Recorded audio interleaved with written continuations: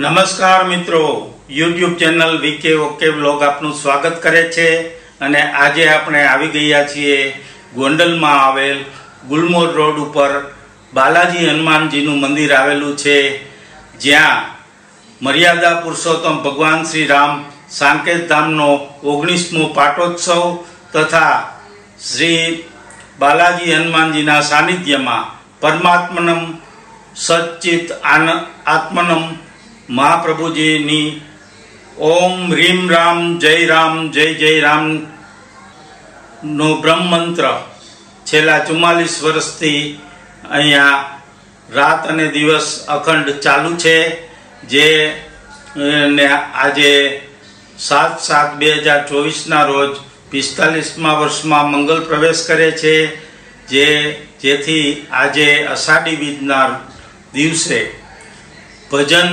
તથા રામધૂન તથા મહાપ્રસાદનું આયોજન કરવામાં આવેલું છે, જેમાં આપણે ભક્તિના રંગમાં રંગાઈ અને તરબોળ થઈએ।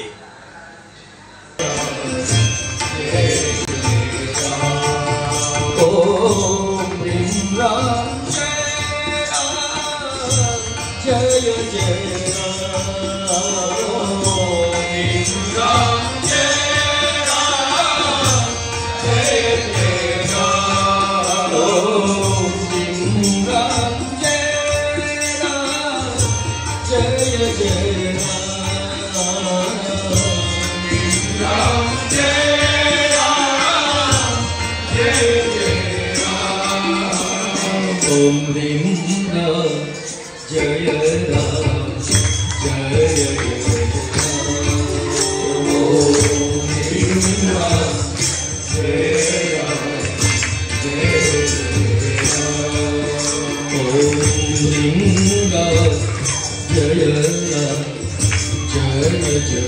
जय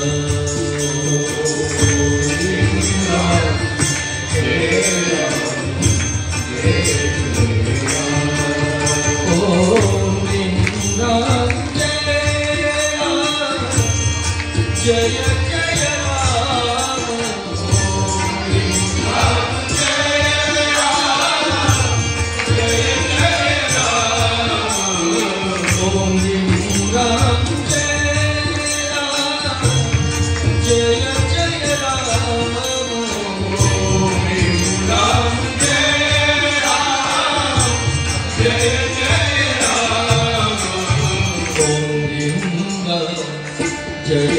राम।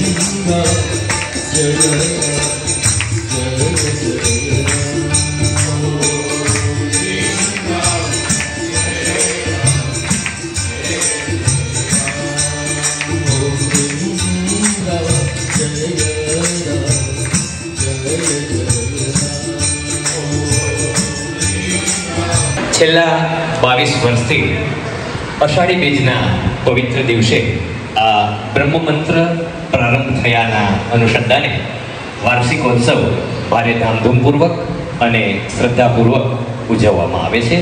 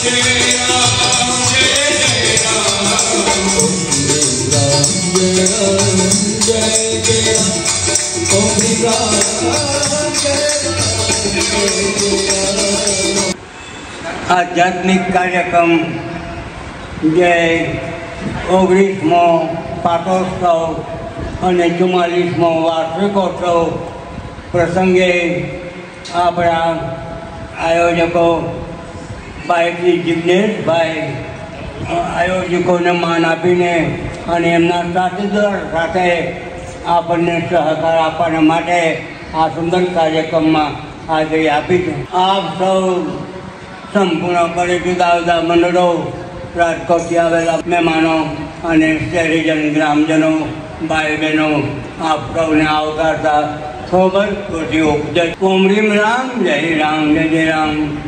ભાવવાહી ભજનોની અંદર, ગીતોની અંદર, રાગોની અંદર ભાઈ શ્રી જિજ્ઞેશભાઈ સાથીદારોએ જે છે પ્રભુજીને જે ગમતું હતું ક્લાસિકલ સંગીત સમજા ભાવવાહી એ જ આપણે શીખી રહ્યા છે અને હજી બિરદાય છે કે ભગવાને આવું સાધન આપ્યું છે છતાં માણસો શા માટે દુઃખી છે, શા માટે દોડાદોડી કરે છે, શા માટે જે છે ભીડ જોઈ અને જે છે ભૂરાટા થાય છે. આ જે છે સંપૂર્ણપણે એ આધ્યાત્મિક એ અંતરમાંથી વાત ઉતારી અને સંપૂર્ણપણે ભગવાનનું સ્મરણ કરવાનું. ગીતાજીનો બધો બોધ ભગવાને ઓમ રીમ રામ, જય રામ, જય રામમાં કહી દીધો છે. શ્રી સચ્ચિદાત્મન પ્રભુ શ્રી પ્રેરિત બ્રહ્મમંત્ર ઓમ રીમ રામ, જય રામ, જય રામની